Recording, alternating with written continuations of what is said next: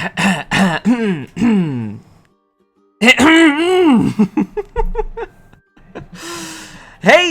everybody, how's it going? Welcome. I had something in my teeth for a second there. Hey, welcome to our returning stream from the big event that went on recently, E3 2018. So there he is. Yes, I'm finally back. I know I've been uploading over the past couple days, but it's not the same. It's not the same as seeing you guys face to face, or as close as we can get to face to face. But regardless, we are here. We are back. We are streaming, and I'm in this chair, in this room, and I've listed off most of the obvious. So, anyways, today, just to want to make it abundantly clear for anybody watching this archived and live, we're not really going to be playing anything today. Today's more just going to be a chillax stream, a relaxed stream. Hey, how's it going, Christian? Welcome to the stream, Christian B. How's it going, man? I hope you're having a good time in that Overwatch over there. Anyways, so yeah, we're not really going to be playing any games today, or maybe we will. I don't know. I haven't really, haven't really worked out the logistics yet, which I really feel like I should have by now. But today we're going to be mostly talking about my experience at E3, as well as just what's been going on over the past week or so, because it's been pretty busy for those of you that might not necessarily be in the loop. But yeah, so we're going to talk about E3 mostly, as if you haven't already heard enough about it. Yes, exciting. Face to text, exactly, right? as close as we can get to face-to-face contact here. We out here, fam. Yes, we are out here. We are streaming. We are back. The return of weekly streams, weekly whatever you want to call this. So, anyways, all right, yeah, that's a good thing I thought on it for a second. Before I get started, I would like to give a huge shout out to my friends over at Nintendo of America for hosting us at this year's convention at E3 this year. It was super awesome. They were super hospitable to me in several different ways, and I see that in the chat. I love it. In several different ways, which we'll get into over the course of the time that we're here tonight. But yeah, they are super duper awesome. I love them. My friends over at Nintendo, super awesome. And I think, depending on whether or not I hear word of it before the stream's over, I do have a pretty cool announcement as far as affiliation with Nintendo of America is concerned. So we'll see if we are able to confirm that before the end of the stream tonight. But regardless, I know that was kind of leaving on a cliffhanger, but it's pretty exciting. I think you guys will definitely enjoy it. Anyways, so I said that a couple of times already. Anyways, so without further ado, let's go ahead and talk. I'm used to saying let's go ahead and start playing, but let's go ahead and discuss the past week or so. So what day is today? The 20th? The 20th of June? Wednesday night, the 20th? Yes, announcement, exactly, right? It's gonna be pretty exciting. So yeah, today is June 20th. It's evening time for me. Depending on when you're watching this, it might be a different time of day. But, how are you guys doing, by the way? I hope everyone watching is having a good night, a good week, a good year, a good life. I hope everyone out there is having a super duper awesome. I mean, what am I saying? What is going on right now? This is what happens when you kind of just run into a stream without really necessarily preparing for it. Welcome, Odds. Welcome to today's stream. I'm glad that you're doing well, Mika. That is great. That is awesome news. Because I care about you guys. You guys are amazing. But welcome to the stream, Odds. I hope you're having a good Wednesday night. Today, we are going to be talking about the adventures, mostly the adventures of E3. So before I get into the meat of today's discussion, let me go ahead and just talk a little bit about some of the stuff I did before that. So it was a pretty action-packed weekend getting into Los Angeles, and this thus officially begins the discussion for the night. There's no more rambling, no more talking about nothing.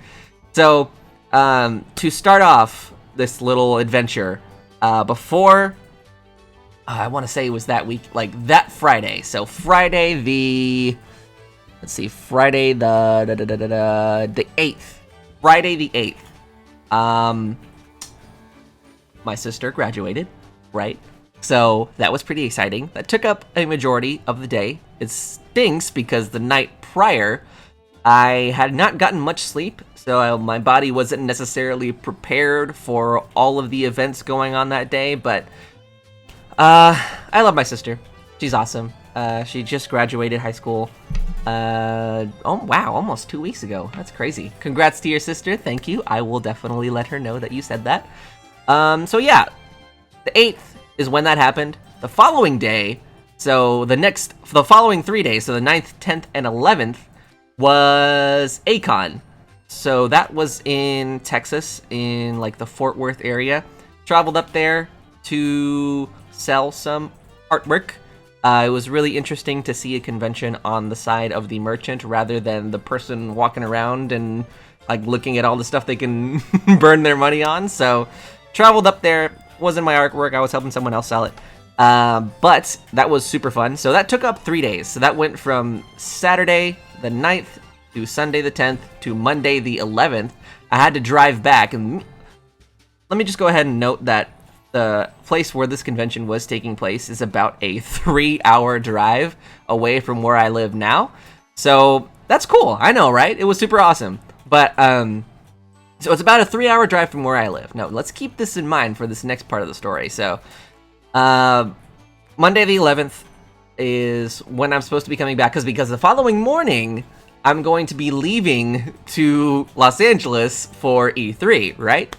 And I was super excited about it. I was like, you know what? This is going to be super tiring, but it's going to be worth it. I'm going to have the time of my life. It's going to be great. I can't wait to like tell you all about it and just report back with all the stuff I saw. And I have, but we ran into a little bit of a hurdle, a little bit of a speed bump, if you will.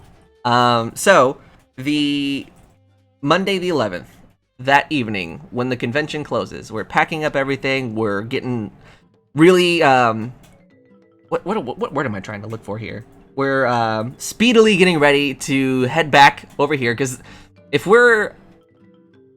we leave at a reasonable time, so the convention closed at 7, if we leave around 7:30, that allows 30 minutes to get from the convention that Aaaaaand in this place was taking place to the Airbnb we were staying at and to the road to get back to where I am now. That allowed for about, like, we had a total of 30 minutes is how long we had there, and we did it. So I feel like I'm just jumping all over the place here. So closed at 7, Airbnb at 7:15, record time. That's amazing, actually, for considering all the stuff they had to pack and like packing it into like a Lyft or an Uber, getting to the Airbnb, making sure you have all your stuff, and then hitting the road was nuts. We did it. 15 minutes, and then an extra 10-15 minutes to pack up everything into my car, and we're heading back here. So we did it, though. We did it. Super exciting. But on the way back, about 2 hours into the 3-hour drive, my car just dies. Out of nowhere, right? Totally unprompted. I noticed that when I started the car back when I was leaving from the Airbnb, the check engine light came on, which is usually a not something super major. It's happened in my car before, and I've taken it in and we've gotten whatever it was fixed. But unbeknownst to me, this was a huge warning sign that my car was trying to give me. So on the drive back, as I said, about 2 hours into that 3-hour drive, car just dies. So here I am, stranded about an hour away from where I am. I'm not really stressed out that the car is inoperable I'm not really like stressed out from the car being inoperable. I'm more stressed out that like, oh my god, I need to get home, I need to pack, I need to sleep also, and like make this flight in the morning. So I give my dad a call. He's able to drop everything he's doing, and thank goodness for him. I love him. Drops everything he's doing, drives to me to help get the car towed, which I called ahead of time. So the person towing the car and he arrived within 5 minutes of each other. It actually worked out really, really well. We didn't have to stay there much longer than we needed to. So I had to get the car towed back to where I am here, and he had to drive me back here.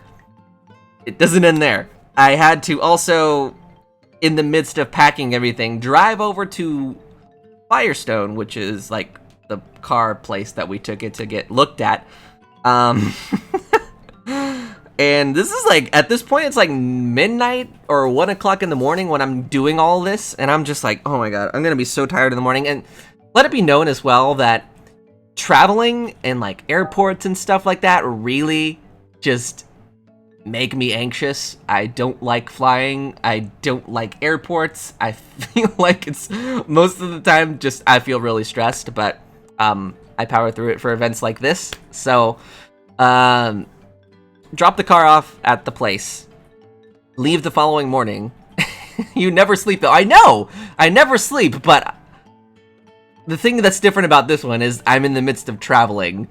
So yes, I will agree that I never sleep, but I also hardly ever like travel. So I don't know, but anyways, so we drop it off at the car mechanic place or whatever, and here I am on my way to like California, right? Alecand exhaustion. Like you have no idea. When I got to California that afternoon, I'll get to that in a little bit, but I was just exhausted. Anyways, so we drop it off. I leave for California. That day that I get there, I get a call from my mom, who's the one that was kind of like mediating the whole car deal, because she realized that I was going to be busy for a couple days, so she was the one kind of dealing with that. She gives me a call and says, hey, they inspected the car to see what was wrong with it. The transmission died, which I don't know much about cars, but I was informed before this happened. If the transmission is what it is, you're looking at buying a new car. It ended up being the transmission, and the cost to repair my car's transmission was more than the total value of my car. So if I wanted to keep my car, I would have to pay more than what my car is worth. The other option was just to get a new car entirely, which I'm looking at leasing over the next few years. So that's been going on.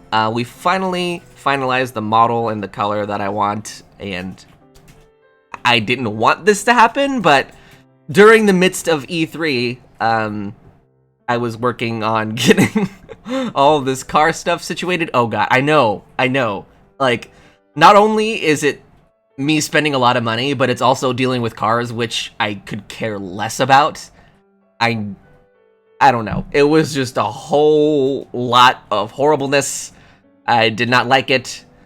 But despite that, we still had a great time at E3. So that all happened before we actually got to California. I would be weeping in your position.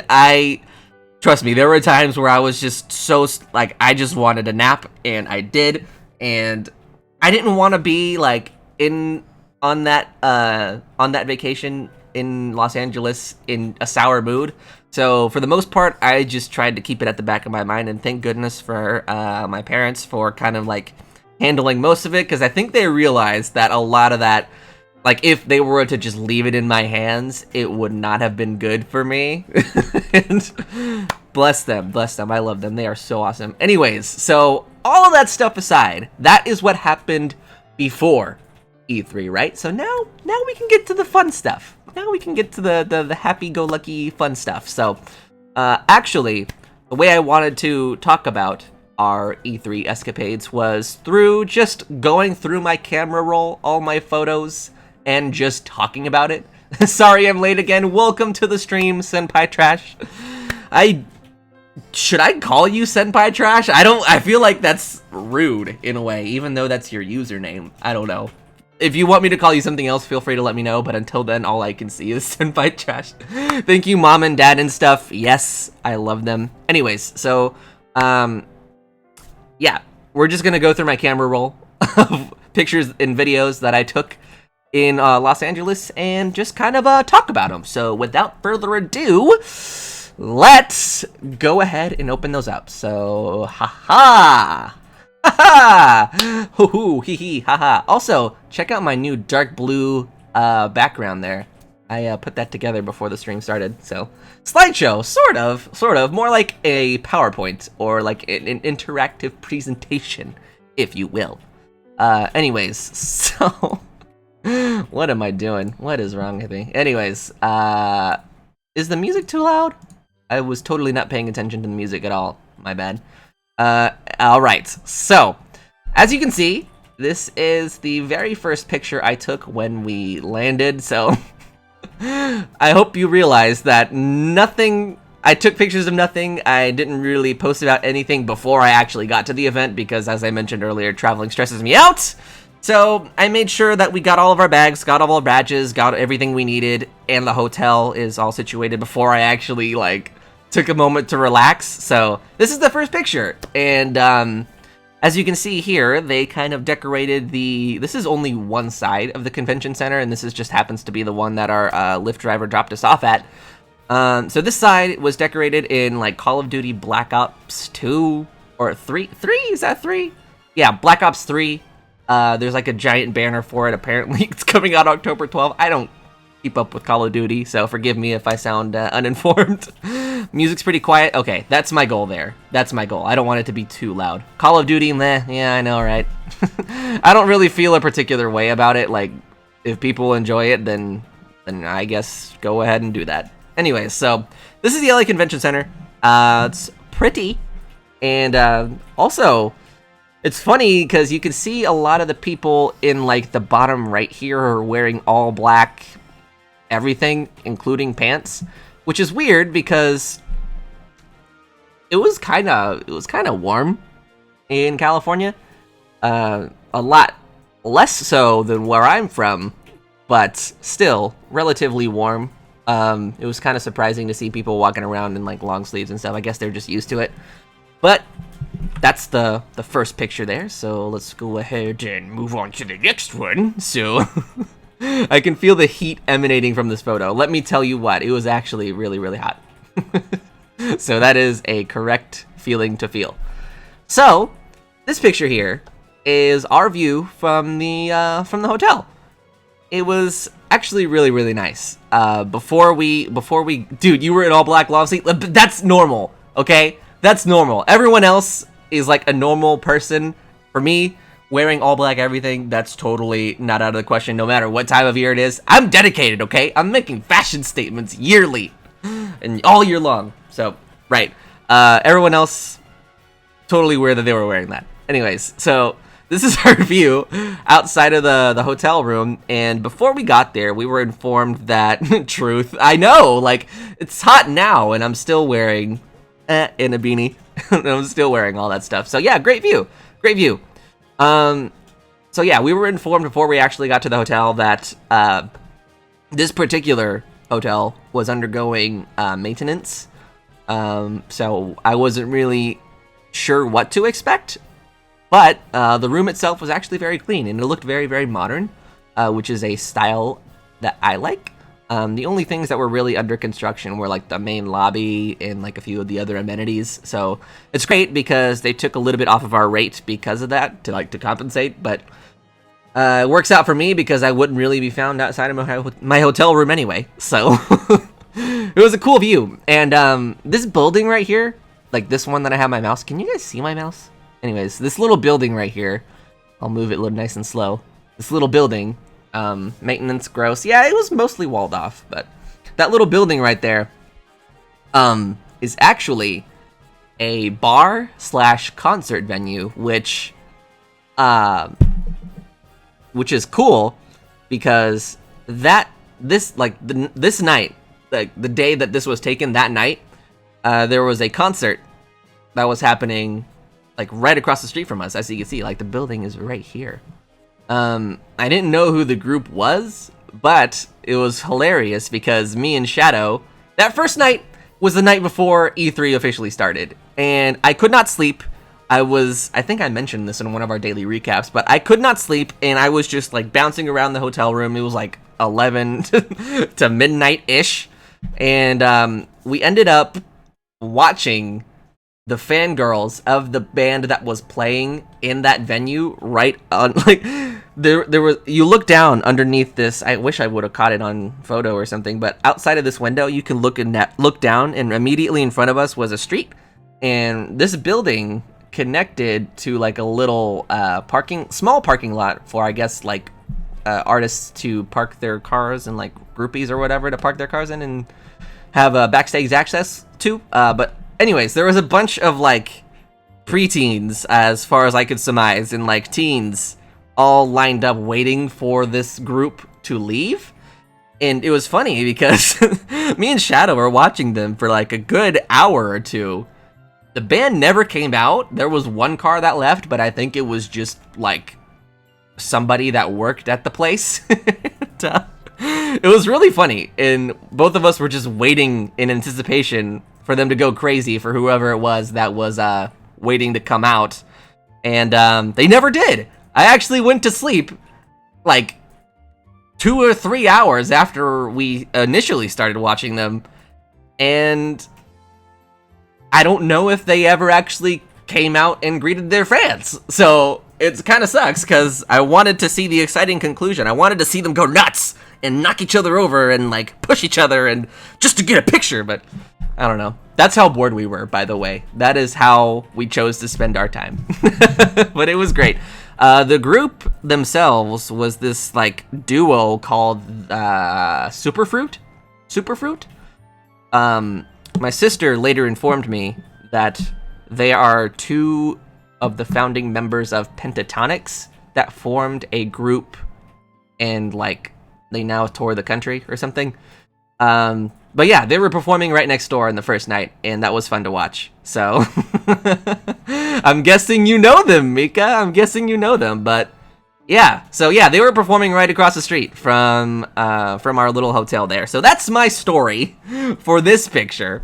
Other than that, it's an amazing view. So can't complain about that. This was our lanyards this year for our E3 badges. So as you can see here, you got a nice little Super Smash Brothers design on one side, and then on the other side you had like various excuse me, various Nintendo IPs. I believe this one is Breath of the Wild.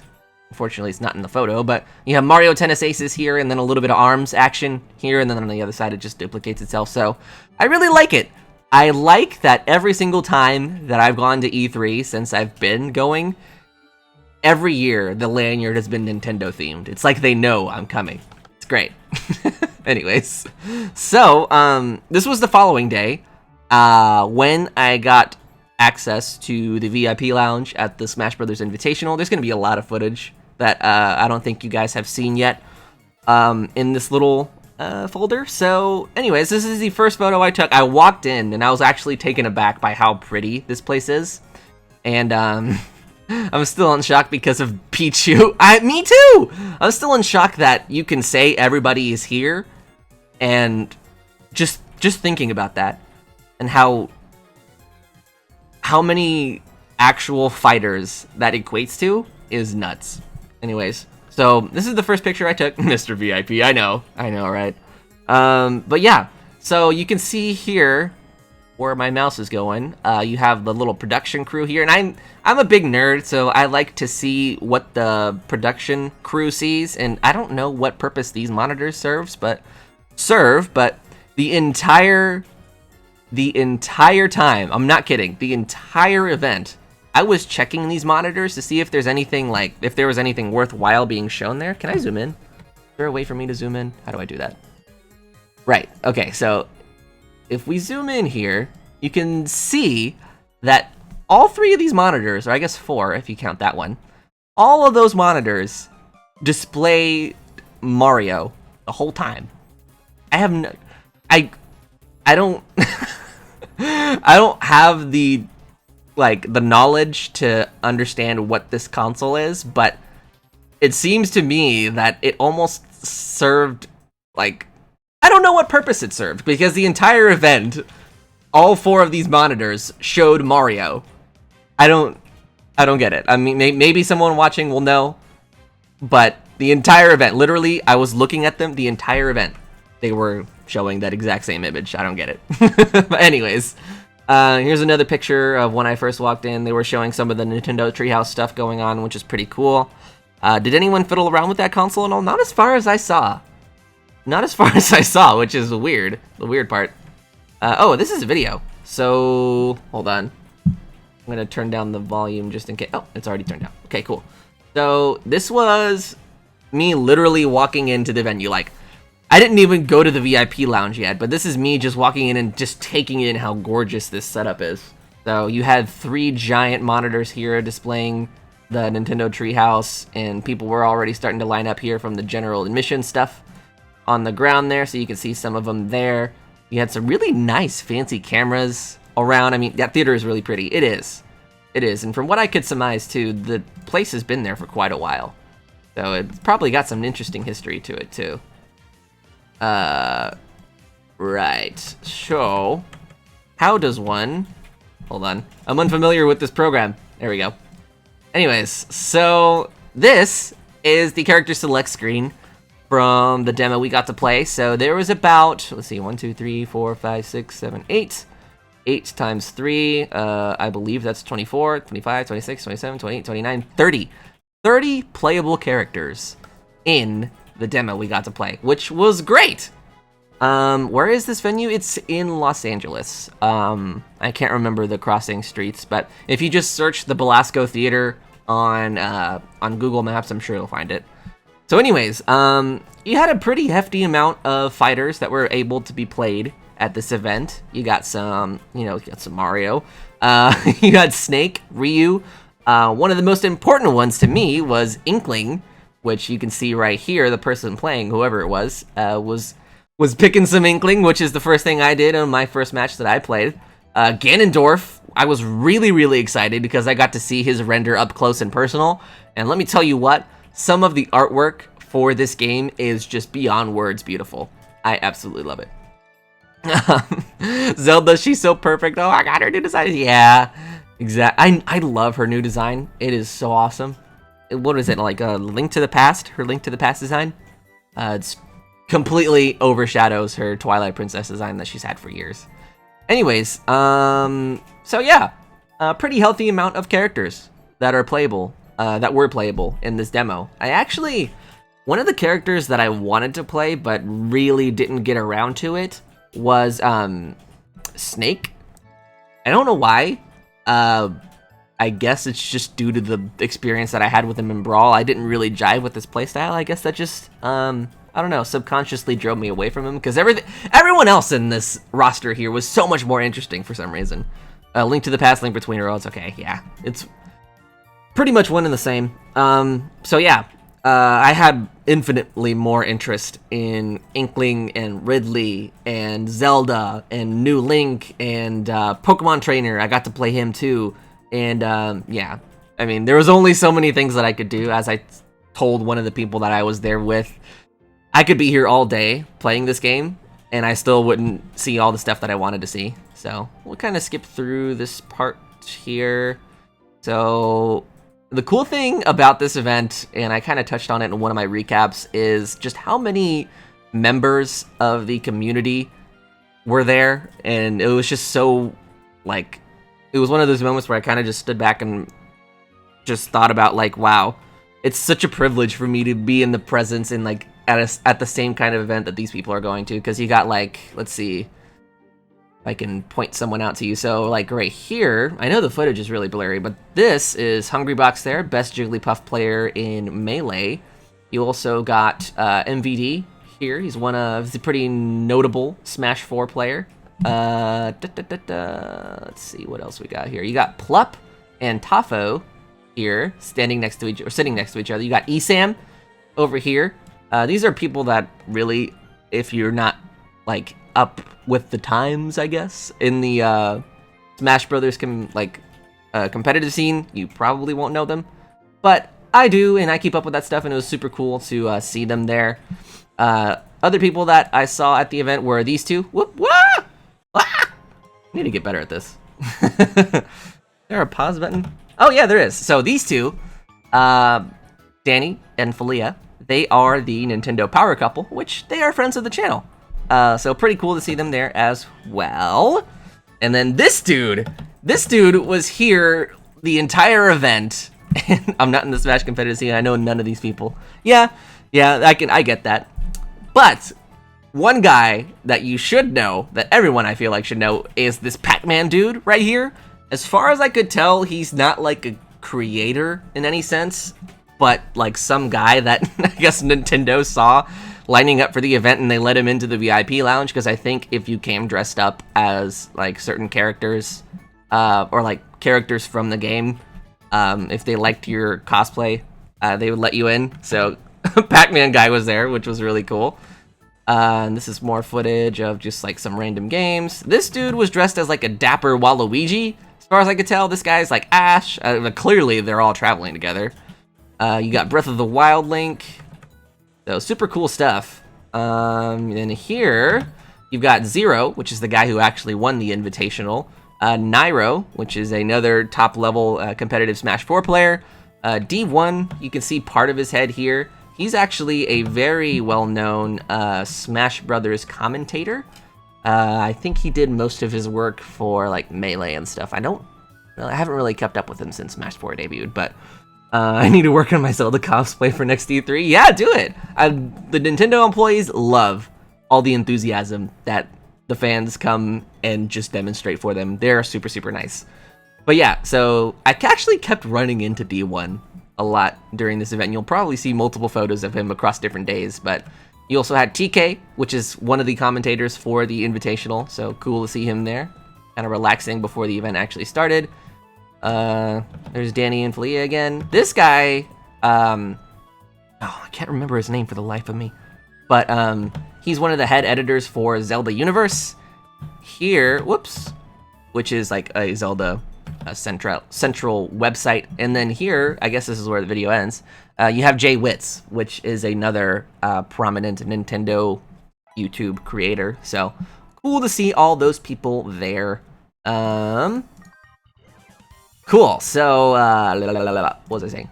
Right, so this picture I took because I am a huge fan of the overall and I'm subscribed to Zelda Universe on YouTube here. No way, that's awesome.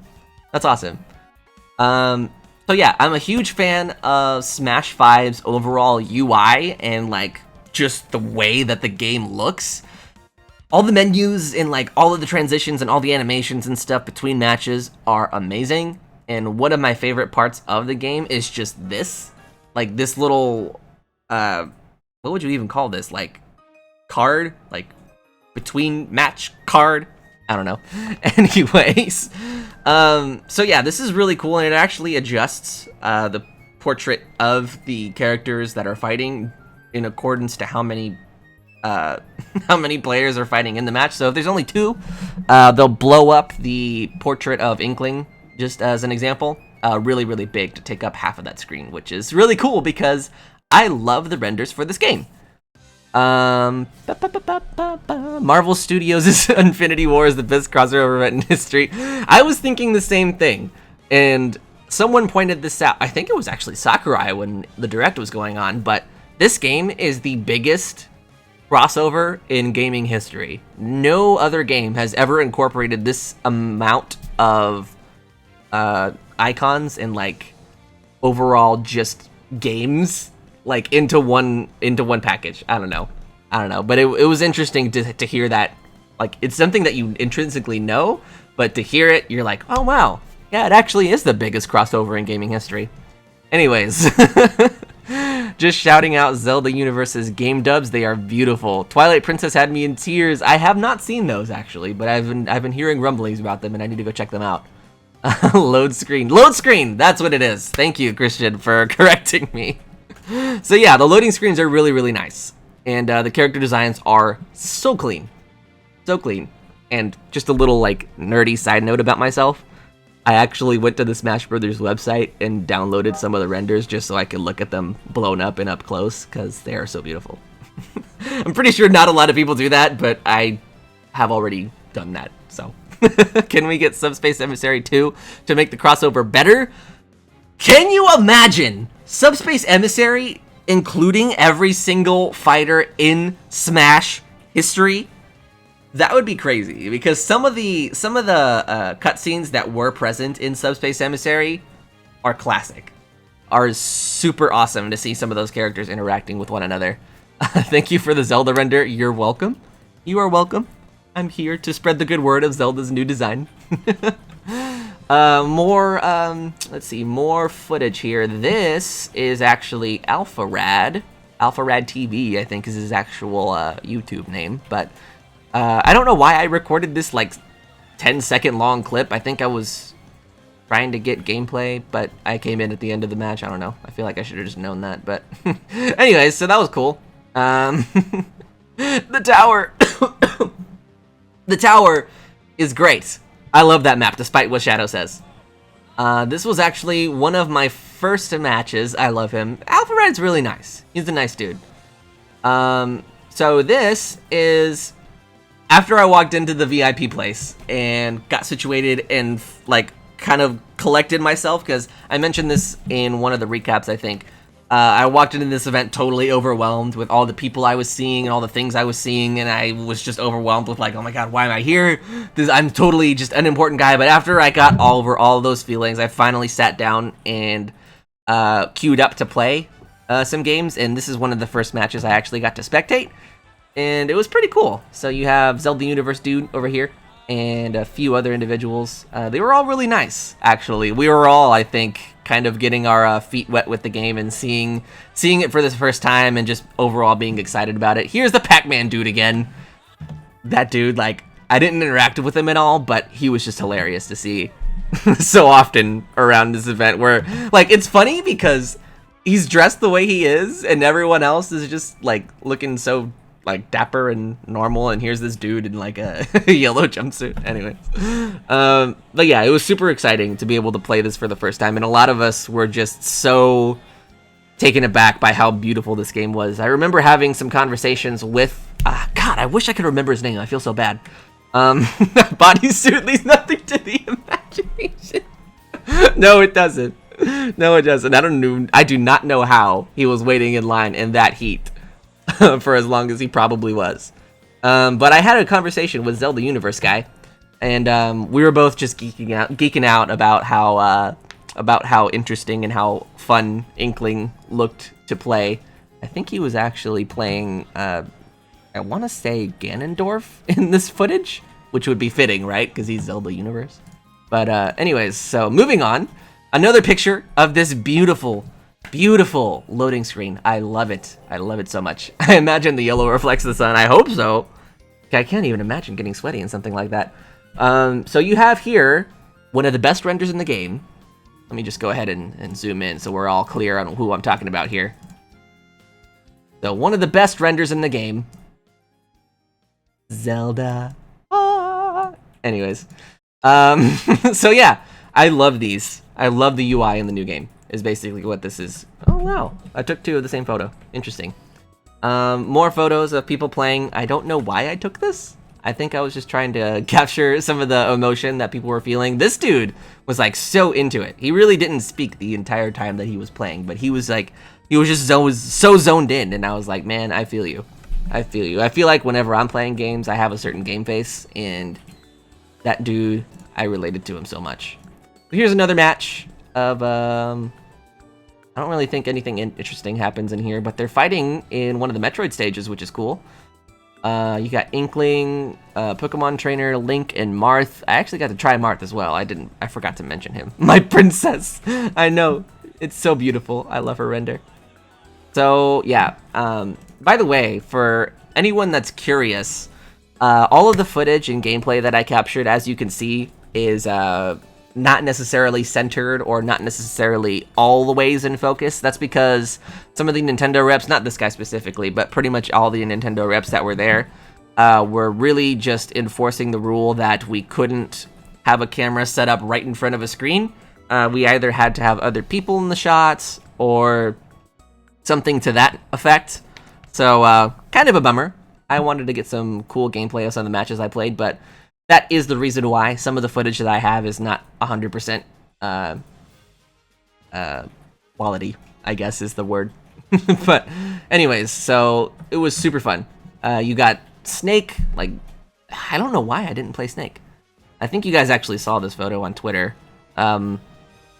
This is the, I want to say the second, so no one can edit the footage and make fake news from it. I guess I could see that being a reason, but at this point it's just speculation. I'm sure there's a good reason for it. It was just kind of a bummer. But I think this was like the second round or something that I played of this game. I was so excited. I'm still so excited to play it again whenever it comes out later this year. But this is the stage list. I don't think, oh, here we go. Yeah, so, woo! I don't know why it disappeared there for a second. This is the list of stages, actually, that we had available to play. And I don't think I ever played on Newport City. Interesting. I want to say I played on the rest of them, though. Yeah, but it was really cool. So I think one of my favorite stages, or two of my favorite stages that I played in this demo were Saffron City, which is down here. Saffron City looks beautiful in HD, by the way, and they redid everything from the textures to the models on the stage to the background. Everything is HDified and it looks beautiful. Even the Pokemon that pop out of the Pokemon Center, or is that a Pokemon Center? I can't remember. Out of a little door, the stage hazards. You know what I mean? Those are done in HD as well. If humans are 60% water, is the Earth 60% human? I wish I had Dr. Mario's render available so I could put that on the stream real big. If you haven't seen Dr. Mario's render, he's literally a thinking emoji. It's hilarious. Skyworld Spirit Train, yes, and Peach's Castle. Peach's Castle, actually, now that I'm done talking about Saffron City, Peach's Castle was my second favorite stage to play on, just because I loved playing it in Melee, and seeing it in HD with the new, with the new lighting effects. It's hard to see in this photo, but you can see like shadows being cast and like new lighting and just, oh, it looks so beautiful. It looks so beautiful in the Smash Vibe engine. I love it. Here's the character select screen. I believe in this match I was actually playing Zelda. This was my first experience playing as Zelda, so unfortunately I don't think anyone was available at that time to record my footage. And then here we have some more video. So right here, just to kind of name more names, is Mewtwo King.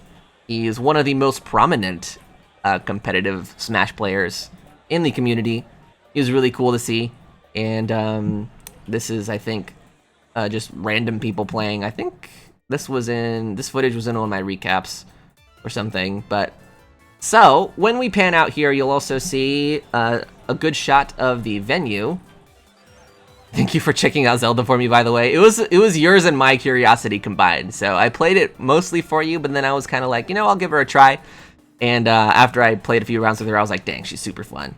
So here's a good shot of the venue. In my way here, in the shot, is two pretty prominent overall, just general YouTubers. On the left here, you've got Matt Pat from It's Just a Theory. He's the creator of Game Theory, and Lamar Wilson. So it was pretty interesting to see them outside of their YouTube persona and like kind of talking to each other as people. I don't know. I don't mean that in like a mean way or anything, because I don't know. Basically it was just weird to see them in a real life setting, but it was cool. It was cool. Let's see, we'll scroll through here. This is more footage from just some random match. Oh, check out these victory screens, by the way. Check out these victory screens, hold on. So, I mentioned that UI is something that I really, really love in this game. Something that I've noticed that I don't think anyone else has really given proper, has really mentioned properly or like shown off a lot of is the victory screens. So you'll see that Pokemon Trainer is the one that wins this match, but in the background, you'll actually see like this little stage. It looks like Battlefield almost.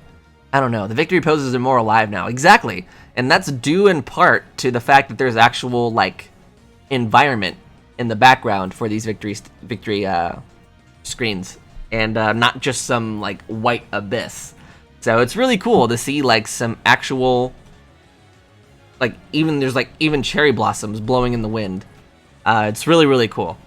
And look at those like lightning effects around the ready for next battle thing. Like, oh my gosh. Whoever was in charge of those, like, props to you. Anyway, so more shots from the venue. There's the Nintendo Power Couple again. I wanted to take a photo of this because I didn't know if anyone was going to be able to take a photo of me. But this is where I fought my one-on-one battle with my friend. And so it was a nice little setup. I liked the background, the wallpaper and stuff, so I wanted to get that at least on a in a picture. And this is the one-on-one battle that I fought with my friend. You can see a video in full of that on the channel. So here, I peeped out of the venue a little, or the VIP section a little bit, to check out the Splatoon 2 World Championships. This was actually the finals, and I think this is after, or no, this is actually when they were about to fight the winning round. So it was super cool to see that. This, I wonder if I can actually turn this up so you guys can hear it. Let me know if this is too loud. I'm gonna turn it up just a little bit. So this was Mr. Nogami, who is the director, I want to say, of Splatoon and Splatoon 2. So he came to the venue to like announce a few details about Splatoon 2, and we were all excited. One of my friends standing next to me, we were both just like, "Oh, is it the Octo expansion? Octo expansion? Is it gonna be it?" And it was super cool. So here it is. We were all freaking out because the logo came on screen and stuff. And I'll just kind of let that play while I'm talking. Hey, what's up, Sally? Welcome to the stream. Welcome to the stream. I hope you're having a good Wednesday night. It was good seeing you like a week or two ago, by the way. So yeah, he like played this trailer, and it was so like this moment, right? This moment, me and my friend looked at, and we were like, yeah, but also no, because we were excited that it actually had a release date, because prior to this it didn't. But we were also sad because we were not going to be home to like stream it or cover it at all. So it was a mixture of excitement and sadness. Be available tomorrow, blah, blah, blah. And then he goes on to talk about it for a little bit. And then this one is like announcing the amiibo and stuff. And more updates. You too, I miss you. I miss you too. I miss you too. The director dude's always so hype. You can tell he loves his job. I love the fact that I was present and able to see this guy. Like, I can't tell, like, literally he just announces that the amiibo are coming. So, you can see that there. The crowd is understandably excited because the Octolings are coming as amiibo, which is super awesome. I don't know if those ever got a firm release date. And then this, excuse me. So sorry. Those are nice amiibo. I agree. I gotta resist it. I have to train myself to be better and not buy every single amiibo that I see. So this was the beginning intro, right, for the Smash Brothers Invitational. So they transitioned from Splatoon 2 to Smash Brothers. As you can tell, the crowd goes wild. And then, like, for 5 minutes or so, they play, like, these really cool highlights and, like, interviews with people from the community and at tournaments. And it was super cool. As someone who follows the Smash community relatively closely and has been keeping up with them for some time now, and has had varying involvement in it as well. There was a time where I would compete in Melee tournaments for the purpose of getting better. Never actually got better. I'm still trash at Melee in the grand scheme of things, sadly. But it's still fun to watch and still fun to keep up with. What did you use to film all this? Just your phone? Yes. Yes, I used only my phone for pretty much all of the footage that I took at E3. And then this moment, oh man. Dude, this was something that nobody was expecting at all. OMG, our Smash Nights, I know, right? So, all he had to say was, please welcome the creator. He hadn't even said his name yet, and the crowd just starts going absolutely bonkers, myself included. myself included.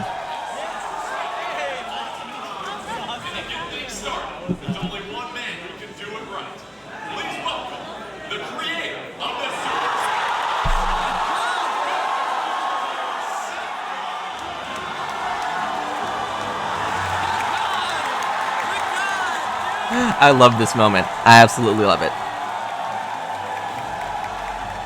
You can hear me flipping out in the background like, oh my god! Wow!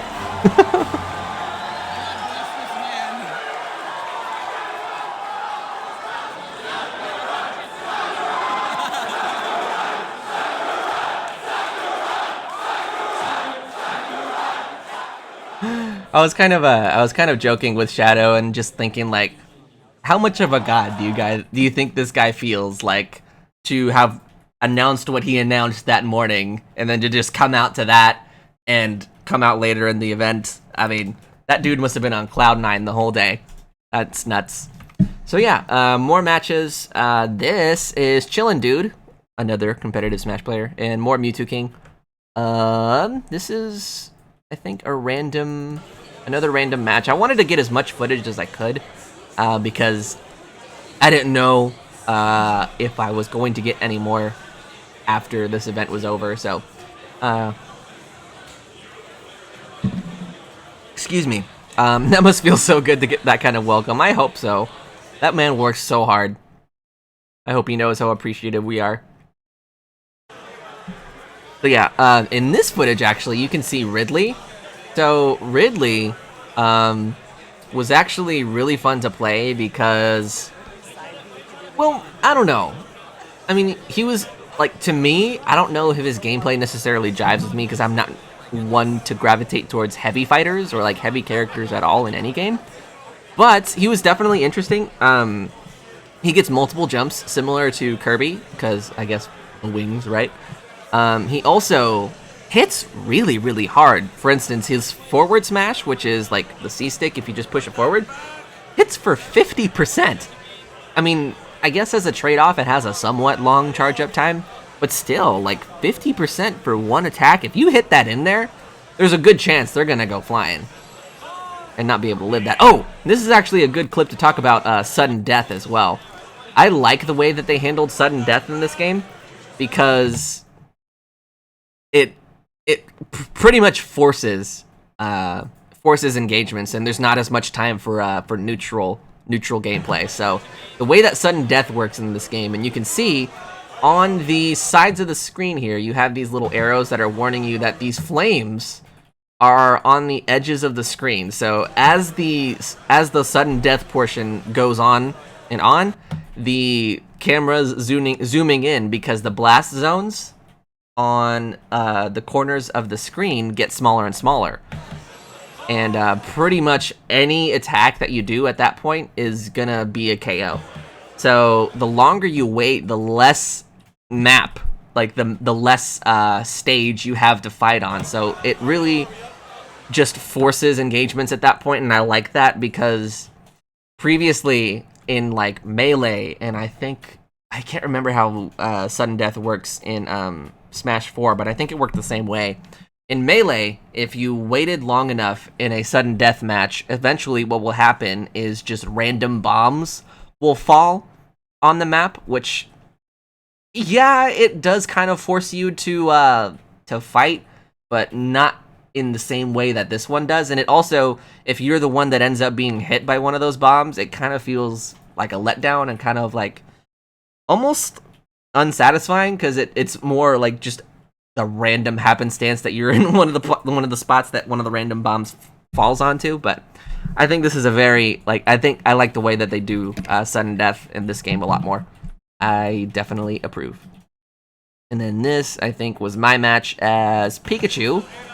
And this was super fun because, well, it was super fun and also kind of sad because the guy next to me, I can't remember what it was, but he was having some like weird issue to where he wasn't like really playing. I can't remember if it was like a controller thing or what, but pretty much I was the only one actually trying on my team. Also, this is teams, by the way, so on one team you have Ike and me me as the Pikachu, and then the other team was Ike and Mewtwo. And having 2 Ikes on a map like this, like on the Animal Crossing stage, sucks, because Ike is so big, and all of his attacks have such huge hitboxes that my tiny little Pikachu is going to get hit with those a lot, and since Ike has also a large or a high knockback with all of his attacks, Pikachu's just flying pretty much constantly in this footage, so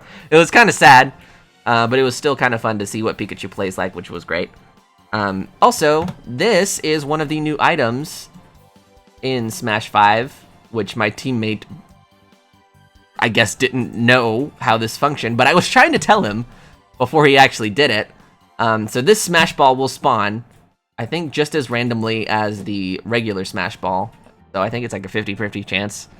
But this one, you'll see that the actual emblem is, like, looks different. And I don't think my teammate knew that, because you could see him right here. He hits it, and I think...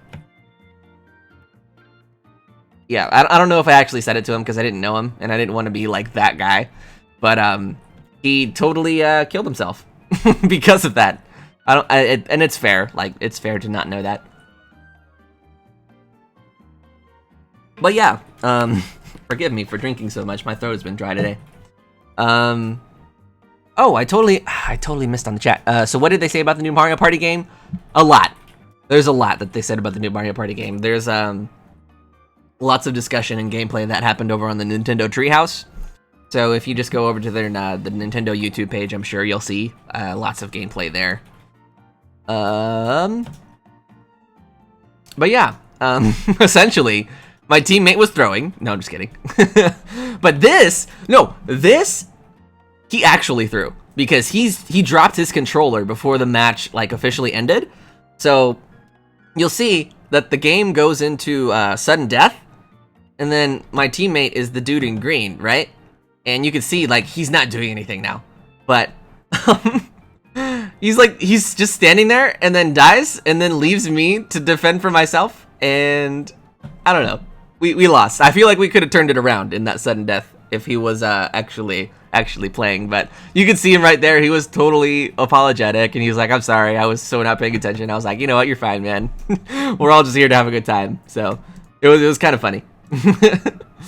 And then this was like the celebrity like match that happened in the middle of the Invitational. So here you have Zelda Williams. I don't remember this guy's name, but I think he's like Black Nerd Comedy is his channel name, I think.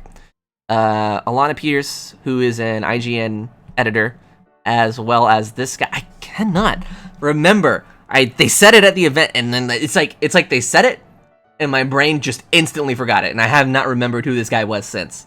But Zelda Williams, fun fact, is the daughter of Robin Williams, and she is named Zelda because he loved the game so much. So she got a big round of applause when she actually came out onto the stage. I didn't get that on video, unfortunately, because I wasn't expecting it, but super cool to see her there.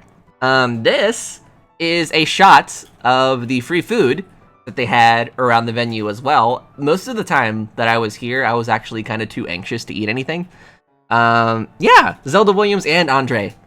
It's super awesome. It was super awesome to see them together, and they were all palling around and having a good time. The event overall was just amazing. It was so cool. But yeah, I was too anxious to eat most of the time, so I didn't really indulge myself that much. I had like some bread or something. I don't know, not too much. This is more footage of the venue. Blah blah blah blah blah blah blah blah blah blah. Ooh, pretzels! I know, right? Yeah, that's pretty much it. You got Hungry Box up here. Is that Nintendo Cade over there? Yeah, I think that's Danny and Evelyn from Nintendo Cade, also friends of the channel. I got to see them and talk with them for a little bit. They are super nice. Bread and water, food of streamers. To be honest, the highlight of E3 is bread snacks. I mean, here, I can go back to it real quick just so we can appreciate. Like, they had a few different things here as well. You had, like, I think this was caramel and, like, spicy mustard and then I think he was setting up like a chocolate fondue fountain or something. I don't know. Just like a lot of stuff that, you know, I'd have just been fine with pizza, honestly. OMG, is that fondue? I believe so. I didn't partake in a lot of it, but I believe that's what it was. And then these were like little bread balls or something. I don't know. Look at that camera shot. Okay, that's enough of the food. That's enough of the food. That is it. That's too much. Here we go. So, right. So that was Nintendocade, friends of the channel. That's where I left off. This guy right here, I saw him lining up. I was lined up actually right behind him when I was waiting to get into the VIP lounge. This is Abdallah Smash, which is also, I believe, another prominent Nintendo creator. Super cool to see him there. And he was actually like a one-man show. He didn't have like a cameraman or anyone with him. He just brought this like tripod, his boom mic, and that's it. So super admirable of him. I kind of felt him on that front. I don't necessarily have a nice fancy camera, only just my phone. But I don't know. It was cool to see someone else out there who's doing it all by themselves. Looks like your tickets pay for themselves. Honestly, yes. Honestly, yes. If you're talking about just overall experience, yes, I would do it 10 times over. Dang, that's cool. I know, right? I know. It was super awesome to see someone else doing that. This dude, I don't know how this dude didn't get kicked out, but you know how I mentioned earlier where they didn't want us to like have the camera solely on the screen? As you can see here, he doesn't. But eventually he did end up moving the phone tripod thing he has set up to the center in like just recorded straight gameplay, which sucked because I didn't get to get any, but I don't think he actually ever got penalized for it. But me being the upstanding citizen that I am was not going to partake in such tomfoolery. So, but here he was actually streaming this live, so he has his friend here in the shot and some of his gameplay as well. It was funny that he must be killing his data, right? Even if you have unlimited, I think they throttle you after a certain amount in most carriers. Yeah, so that is a pretty good overview there. This is like some of the final matches that Zero and MK Leia were playing. I think. Christian, I see you in the chat. I think, yeah. So this is the moment that Zero actually wins the tournament. I think I posted this in my VIP vlog. But this is like the last match, and it was actually really, really close. You would have thought this event was scripted by how close this was, but they lit out confetti, streamers went everywhere, it was super hype. Yeah, and I was also sitting next to Jay Woods for most of that, so most of the finals. It was cool. And then next, we had Mr. Sakurai come out once again. Super awesome.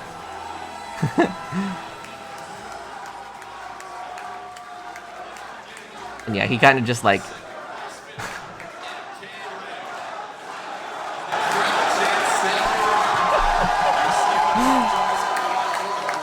I like how, like, was he head bobbing to his own chants? What a legend. Is that what was going on? Did I see that right? Oh, look at him go. He loves it. Oh man, that's great. So yeah, he was just kind of congratulating the players. It was super cool to see them interact with each other. This was like the closing remarks, some vlogs, and then here's me being all happy and on cloud 9 after that event was over. And yeah, it was a super cool event. So that was day 1 of E3. Man, that badge is beautiful. So yeah, he's awesome. I love Sakurai. Cool. So this is the next day, right? And unfortunately, I feel so bad, but since I was the only one, obviously, that got invited to the VIP lounge, Shadow, and Shadow was kind of like left to his own devices on the show floor for the first day. So this was actually my first day being on the show floor and with Shadow. Smash talk for 40 minutes straight. That's basically what those recaps were. Did the badge of the smash symbol. So yeah, this is my shot of me waiting for my appointment to play Smash the second day. And there's D1 again. We ended up waiting in line next to each other. I told you, you'd see him a couple of times throughout the following days. But yeah, so they actually, do I have a photo of just the stage? Sort of. Okay, yeah, so they had this like multi-layered stage set up for these appointments and for Smash. And the way it worked was when you set up your appointment, you could choose to either play casually or competitively. And I'm sure you guys all know that I chose competitively. So I got into this line, and the way it worked is that down here on these little monitors, you had the first set. So I believe in this round, it was 4-player matches with items and the Smash Ball. So super casual way to play the game. I don't know why that was even included in the competitive appointments, but it was. So if you win this, you were on to the next stage, literally the next part of the stage, which was 4-player, only Smash Ball, no items. And if you win that, you go into the finals, which is 1v1, no items at all. So super cool. If you actually won the third round, you got this like medal, this champion medal, and it's this big lanyard with this like this, I keep saying medal, but this medal that had the Smash logo on it. And it sucks because I was like, oh man, I'm gonna get that medal. It's gonna be so easy, but it's so stupid. I don't know why they had it set up this way. But in the second round, which is where I made it to, I almost got to the finals, and I lost because some guy was playing Link, and Link's final smash has the possibility of multi-KOing. So if like there's multiple people in the way of his final smash, you can KO all of them. And that dude got like 2 or 3 KOs in one final smash, and he ended up winning because of that. So I don't know, like it didn't feel competitive to me because 4 players really strikes me as a casual way to play the game. But I don't know, it was still cool to be able to play on that stage, and that was actually a really nice setup. I loved it. And they all had the option of either using GameCube controllers or Pro controllers, which you can see right here. And it's funny because in this picture, all 4 of the Pro controllers are not being used and everyone's using GameCube controllers. Just goes to speak how much the community loves the GameCube controllers design. Is it Zelda's old ult, the arrow? Yes. So Link actually fires the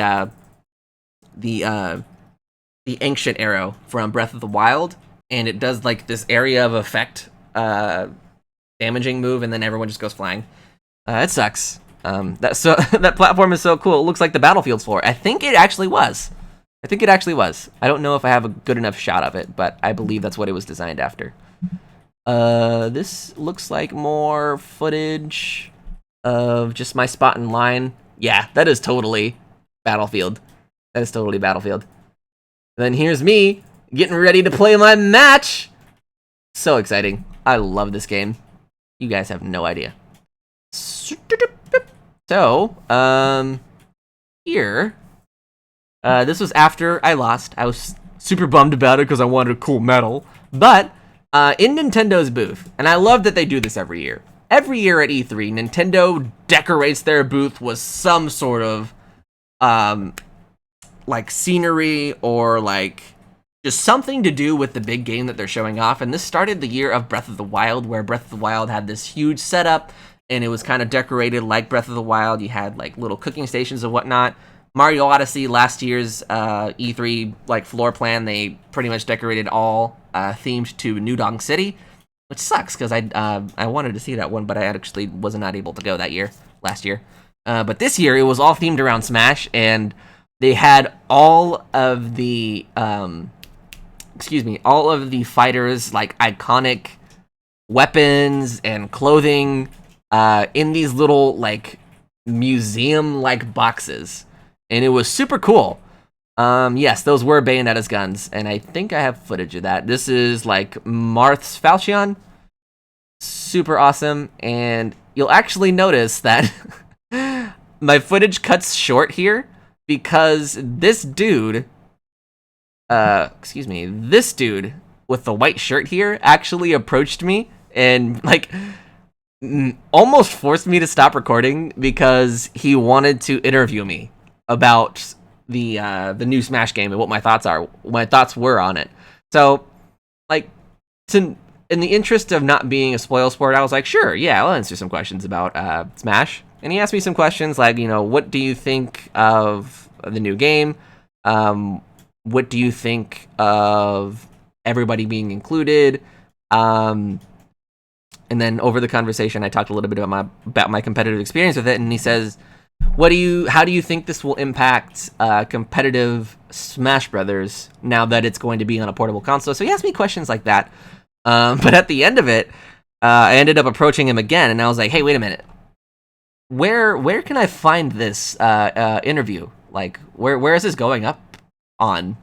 And he said, well, I'm actually one of the videographers for Nintendo Germany, so it's kind of up to my editors when I send this footage to them whether or not they'll use it.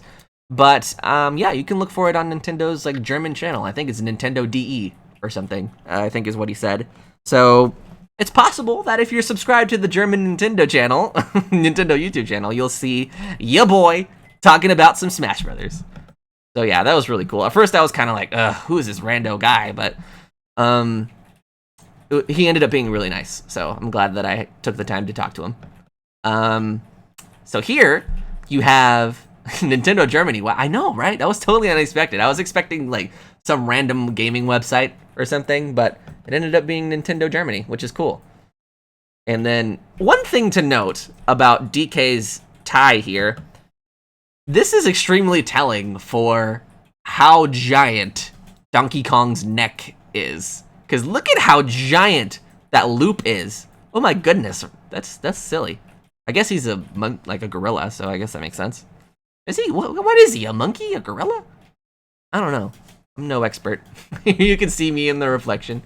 Captain Falcon's helmet, super hype. I love these displays. I wish I could have these scattered around my house or something. It looks a little small still. I guess it looks bigger in real life, but I was actually like, I looked at it and I was like, oh my goodness, whose neck will this fit around? Oh, actually, that's a good judge for size there. This dude standing next to him, like that will go around his entire body, guaranteed. Guaranteed. And there's like a nice shot of Nintendo's booth overall. So you had some Fortnite displays, and they're kind of just begging for people to come play it. And then here you had, what game was that? I cannot remember. I want to say that's Dragon Ball FighterZ. You had FIFA 19. I want to say this is Dragon Ball FighterZ. And then a few other things around here. Sony's booth. Mario Tennis Aces. This setup was actually pretty cool because all of the Nintendo representatives were dressed in like tennis outfits and had visors on. And they had little like tennis courts on the floor there. It was kind of cool. Yeah, I know the angle made it look small, I think is what it was, but that tie was huge. Yeah, so like 2 little booths to play Mario Tennis Aces. I didn't actually end up dedicating any time to it because I want to save all of my hype for when the game actually comes out, which is soon. This is King DDD's hammer, which is also pretty big. It's pretty big. Here, I love this. The Master Sword and the Sheikah Slate. I know there are so many things scattered around this booth that I would love to own. But these are Bayonetta's guns, as well as her like high heels guns. Like, look at that. How does she reload those? I don't know. But it's so cool. They are so detailed as well. And those are her glasses too. I forgot about this. Love is blue. And then Mario's hat. I don't know why his hat is so unrealistically big, but it was there. It was there. So yeah, it's And there was more. I think this is where they had the casual Smash players going. When does Smash launch? December 7th, 2018. So later this year. Super excited for it. Glasses and earrings. Yeah, I know. Oh man, wait. Can we get a zoom up of her stuff one more time? Yeah. Okay. Like, just look at how gorgeous. Look at how gorgeous this little setup is. I love it. You got the earrings, as Mika said, glasses, the pistols. There's even like little keychains or something on the pistols. And her like boots, high heels, and then like the guns there. It's so cool. And then like Mario's giant head. Mario is unrealistically proportioned. Oh, so yeah, here is the Smash area, which we just saw. Up here, I was so confused at the convention because I was looking for Nintendo Treehouse, but they actually had it on this little balcony here. And that's where they were playing all the stuff from the show floor, is in Nintendo Treehouse on that little second floor balcony thing.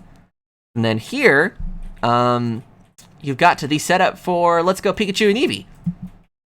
The sucky part about that is that the representatives here at the Eevee and Pikachu booth did not allow any footage whatsoever, which sucks because I kind of wanted to get footage of that game, but it's no biggie. And then there's that guy again that I had that interview with. And then just more panning around the booth. Look at how many people there are. Just look at that. Craziness. One important thing to note as well, this year's E3 was actually my first time being at the convention as it's open to the public, because previously I would go to E3 and it would still be like an invite only thing. This year was the first year that I've been since it opened to the public, so it was kind of crazy to see just how many people can fill up this space. It was crazy.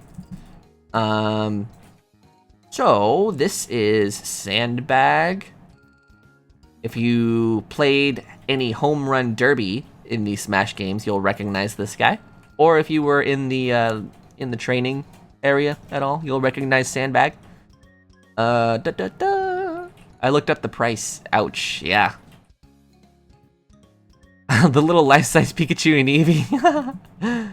And then this is Fox's like tactical, like the visor thing and his pistol, blaster and visor. There you go. The Inklings. This is the splatter shot. This was actually pretty cool. It's also another one of those props that's unrealistically proportioned. I guess the camera, I don't know if the camera will capture the size of that thing, but it was pretty big. And then here we have Kirby's hammer, or his side B, as most of the Smash players will probably recognize it from. Not much to say about that one. It's just his hammer. Not much detail in it because it's very simplistic. This is Duck Hunt's oh boy, what's it called? Like I think this is just his neutral B, where like the Duck Hunt pistol accessory thing will fire at the screen and the can will like go upwards. I don't know. I'm explaining it very poorly. Shulk's Monado blade as well. And then there's a good shot of the overall like floor that Nintendo occupied. It's huge. It was huge. Homemade bomb? What? Did it say that? I didn't see it. Yeah, the Monado. The Monado was beautiful. I could not stop taking pictures of Nintendo's booth just because it was so pretty. Did I take another video of this? Oh yeah, look at that slow pan up. Nice. I could not get, for the life of me, good footage of the Palutena bow from Kid Icarus. So, like, I tried my best, but it's just so long and thin, it's kind of hard to get it all in one shot. So I just did that. And then this like giant panel up here was actually just one big screen, and it was cycling between all of the new announcements at E3. But my favorite part was it would blast the new theme for Smash Brothers and like the new music theme, and it would display this beautiful, beautiful artwork. I love this artwork. It is so awesome, and I think they used a lot of the artwork from this on the game's box art, which makes me happy. But here you can see a lot of cool stuff if we zoom it in. Where's my zooming function? There it is. So, starting from the left, you can see Luigi kind of missiling. Can't remember the name of that move. But he's side being over there. There better be a poster. That's what I'm saying. So yeah, we got Luigi in the corner. I actually didn't notice Diddy Kong for a long time, but there he is with his jetpack and munching on some bananas. Olimar and his Pikmin telling him what to do. What the? I just noticed Mr. Saturn. Oh, I guess he's there because Lucas. Lucas is there too, by the way. You got Bowser looking super awesome, and Villainy, Sheik, Samus, One of my favorite portions of this is, actually we'll get to it in a second, Fox and Wolf battling it out over here. Super awesome. Bowser Jr. in the background. Ganondorf with this Ocarina of Time. Ocarina of Time design? Hello? Thank goodness. Zero Suit over here, looking as toned as ever. Let's see. We also have got Peach floating around up there in the corner. Pokemon Trainer with all 3 Pokemon? Yeah, Charizard, Ivysaur, Squirtle. My favorite part of this artwork, and I can't tell you why, it's probably just because it's so goofy, but Wario's face, right? Just look at that face. Just look at it. I don't know what that's supposed to be in response to. Maybe because Pokemon Trainer's pointing at him? I don't know. I haven't quite figured it out. Maybe he's looking at Villager and like just in fear. I don't know. But yeah, so Wario's amazing. Yeah, Robin is literally just reading in the corner, studying on his tomes, I guess. So, I don't know. I love that artwork though. It's so beautiful. Rip Waluigi. Waluigi's dead. I can't believe Waluigi's dead. Oh, and then this is the other side of the artwork as well. So, Bayonetta's fabulous self over there, Ice Climbers. Probably the most memed upon portion of the artwork is Dr. Mario inspecting Mr. Game & Watch, or rather getting his heartbeat. Almost immediately after this artwork came out, some artist on Twitter put this like they showed this portion of the artwork here and then drew it from Mario's perspective, and it's literally just a black line. So he's got his stethoscope on just a black line. It's supposed to be kind of like what Mario is seeing in that shot. I thought it was really funny. Let's see, what else we got here? It was really clever. I loved it. And it was like almost immediately after that art became available online that I saw that on my timeline. More footage of Nintendo's booth. This was actually a panel discussing the new Dead or Alive, which I am very excited about. I love the Dead or Alive series, and it was cool to see some footage for that. I didn't actually get any video, but this was them talking about the story mode and how Kasumi's going to play a big role in it, as she usually does. But it was really cool. I liked seeing some gameplay for it. There's the character select screen, Zack. I'm glad Zack's making a return as well. Daisy, my dear, it's your time. I'm so happy for you. Well, maybe we feel different ways about that. No, I'm just kidding. Daisy's awesome. This was in Sony's booth. They had like a Marvel Spider-Man like booth thing where you could try the game. I actually didn't even bother doing it. I don't know. I don't know how I feel about the new Spider-Man, to be honest. I think I'll just wait until it actually becomes available for me to make that decision on whether or not I should play it. Don't make me come to Texas and smack you. Please, no. Please, no. Have mercy. So this is a cool shot of the PlayStation booth. All of these little panels that you see were kind of cycling between different footage of different games, but this was my favorite shot because it kind of shows all of the super awesome games coming to the PlayStation over the next year or so. Hopefully coming in the next year or so. Last of Us, I know! Dude, okay. I am so excited for The Last of Us Part 2. What they showed at PlayStation's, or rather Sony's press conference at E3, aside from the fact that it was totally weird and stupid and oddly structured, The Last of Us 2 gameplay that they did show was amazing. If you haven't seen the trailer, go watch it. Go watch it as soon as the stream's over. Just go watch it. Go watch it. It's so good. It's so good. I know it had mixed reactions for stupid reasons, but I loved every second of it. So, this was great fun. This is the Overwatch payload tour, and here they actually allowed you to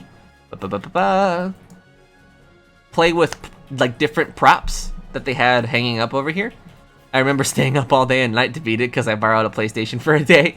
Nice. I think the first time I actually played through The Last of Us, I did do it almost all in one sitting. That game was just so long, I just couldn't do it. But I sped through that game like no other. It was so good. But on the wall here at the Overwatch payload tour, they had different Did they have Hanzo's bow? Yes. Yes, they did. They had like McCree's belt and pistol. They had Hanzo's bow and arrow. They had Brigitte's shield and excuse me, rocket flail. They also had Diva's headphones and pistol. Trying to remember what else they had. Reaper's mask and guns, and a few others. So it was pretty cool to stop by and see that. We actually ended up filming a little video. Oh man, I forgot I took this shot. It's like this weird Junkrat face was being made on the monitor as I shot this photo. I forgot that this photo was in here. So yeah, that was pretty cool. Here is actually, I didn't get a good picture of it, but right here on the left is the Spyro setup. They had like this little stoned archway in like game demos where you could play it. They were handing out pins. So anyone that walked up and played the Spyro demo was treated to some pretty cool scenery. That would have been my prop in the 360. It would have been mine if Brigitte's shield hadn't been there. They also had tons of upcoming games banners and stuff scattered around the walls and ceilings of the convention. Kingdom Hearts, I know. I love Shadow of the Tomb Raider one too. Like, as someone who hasn't really caught up on Kingdom Hearts or like played it really, I'm excited for it, but I don't have an attachment to it yet because I haven't played it. So in this shot, what really captures my eye is the Shadow of the Tomb Raider poster, because that game, much like Rise of the Tomb Raider, is looking so good. So good. Alec approves. So yeah, pretty cool. I liked seeing all the posters and stuff for it. This was in front of, I want to say, GameStop's booth of all places, but they had a Pip-Boy that you could purchase and buy and configure, I think, to use with your phone. I think. I know there's a version of this that does incorporate like phone notifications, but I don't know if it's this one. But it was super cool. I don't know if I would want it because it does look really heavy and inconvenient, but cool nonetheless. This was the Fortnite booth. I didn't actually like go on this particular day because we were so wrapped up in competing in that day's Overwatch tournament. No, I'm just kidding. But it was super fun. How much? I have no idea. I did not even look into it. But to this day, day 2 of E3, we actually competed in an Overwatch tournament. So for those that don't know, Overwatch Flash Ops is like an event series that Blizzard officially promotes and hosts at different locations, mostly Microsoft stores, but E3 was another place where they were hosting one of these tournaments. And the goal for them is to sort of bring esports and like competitive gaming and tournament style gameplay to a local level so that regular everyday Joes can experience the game in that environment, like in their hometowns. And I think it achieved that goal. The tournament setup there was actually really nice. Here's a shot of me about to play our first match of the day. Team Shellectra took it for the day. Here's a blurry shot because I was trying to like take a photo and then like hurry back to what I was doing. As you can see, we're already in the game, like in the background. So yeah. But here, yeah, I was just taking some selfies just to remember it. And then here's us winning. I have zero footage really of us actually competing because all of it's on stream and I was too busy like in between rounds. You would get on a computer, I would tune all of my settings to be just what I want them to be. And mind you, you have a limited time to do this, because they need to cycle through all the teams and get all the games going and stuff. But every time that happened, I was so fixated on getting all of my settings correct so that I wasn't going to play badly, that I didn't have time to like take any pictures or video beyond those like first couple 3. So you can see all of it on stream though. Actually, can I pull the stream clips up here? Maybe I can. Yes, I can. Okay, hold on a second. Hold the phone. How does one do the thing?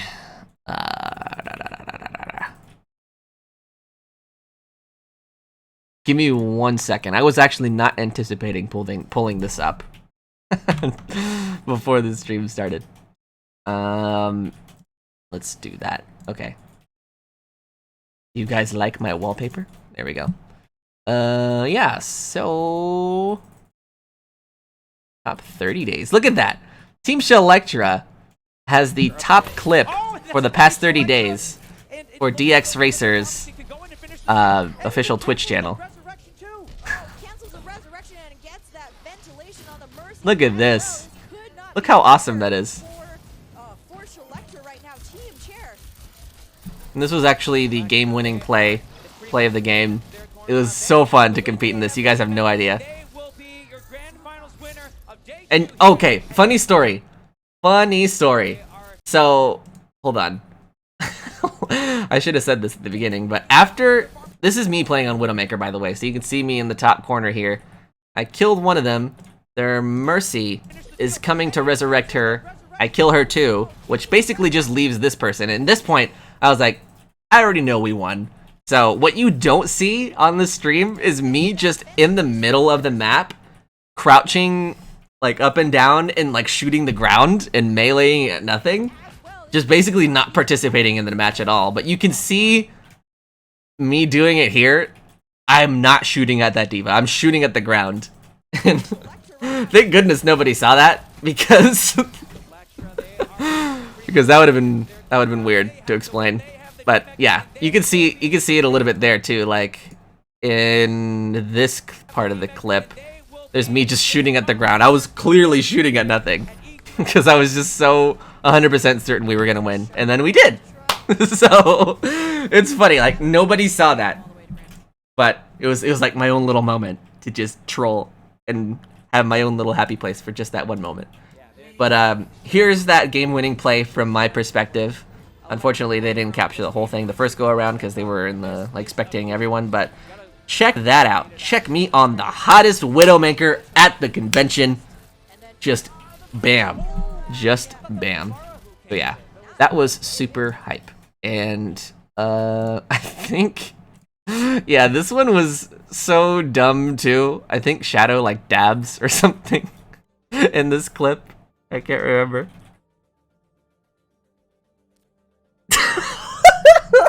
And look at this fool acting like nobody sees him on stream. He's trying to play it so cool.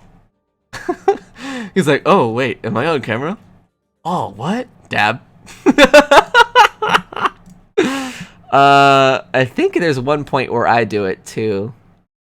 I want to say it's this one. No, not that one. I don't know. But there was one point where I did it as well. Right. So that was super awesome. That was super fun to compete in that tournament. I think Shadow actually has a like a video where he kind of like documents all of our personal feelings about winning that tournament, but it was super fun. It was super fun. I'm glad we did it. There's me posing all victoriously in front of the Flash Ops poster. The guy actually, like, as soon as the tournament ended, they had to take these down and put them away because they were doing something for Fortnite or something immediately after. The guy offered to, like, reset this up for us in, like, the backstage area so we could take pictures in front of it. The guy was super nice. He was super nice, the guy that was running the tournament. Don't lie, we peer pressured you into dabbing like 8 times. I know some of you did. Some of you did, but not everyone. So yeah, and then here's me with our light up hoodies, which is one of the prizes that we won at the tournament. They're still so cool. Oh, what the? Why is this angled this way? Here, let's flip that real quick. So yeah, this is in front of the Bethesda booth, and they had like this little vault chamber experience in the background. It's kind of hard to see in these photos, but that hoodie is nice. I know it says DX Racer on it, and it's got all the branding and stuff all over it. It has like the light up lining on it too, which is super cool. I chose blue. He asked me what color I want, and I was like, do you have blue? And he was like, maybe. And I was like, let's do that if you got it. And he did.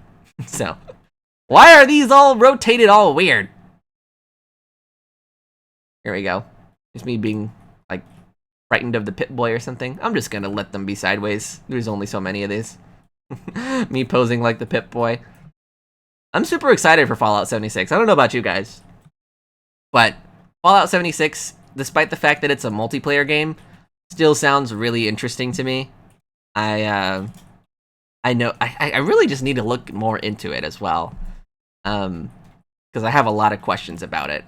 But the multiplayer aspect of it is actually really cool, and the way Todd Howard was presenting it during the Bethesda conference made me really interested. He did a good job of selling it to me, because like many of us, I'm sure, I was very skeptical about the whole thing whenever he was talking about, like, it's coming to Fallout is gonna incorporate multiplayer, and I was like, oh no, that has a lot of ways that it could go bad. And then he started talking more about it, and I ended up being like, huh, that actually sounds pretty interesting.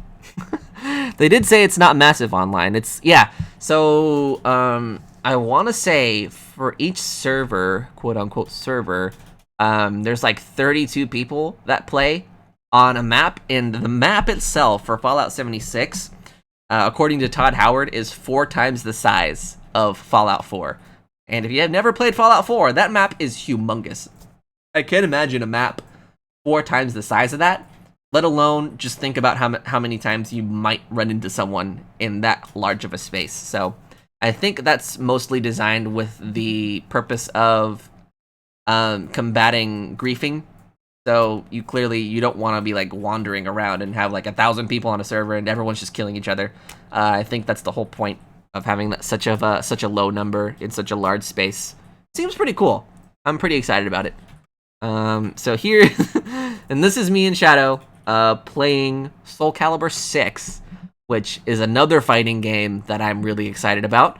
This year, like, for whatever reason, is just all about fighting games. You got Smash 5, Soul Calibur 6, and Dead or Alive 6. Wow, Dead or Alive and Soul Calibur are on the same number. Oh, look at the nerds in their natural habitat. Hey! You're right. So yeah, we played a round or two of Soul Calibur. I played on my main, which is Taki. Is her right there. She's been my main in this series ever since 4? I can't remember. But they had fight sticks set up at the booth instead of controllers, which is what I'm used to fighting on. So it was a little bit of a learning curve. You'll notice that in the first couple rounds here, Shadow actually trashes me pretty hard. Yeah, but in these second rounds, though, I want to say it's like, yeah.